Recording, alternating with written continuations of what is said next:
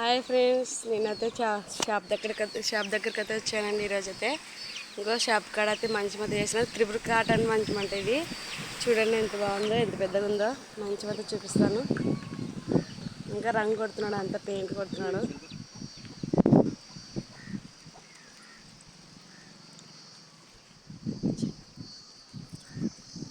Paint కొడుతున్నారు చూడండి.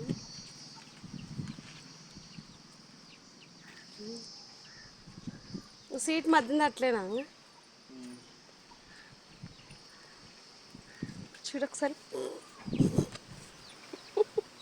Paint కొడుతున్నాడు అంతా, ఒకసారి చూడండి.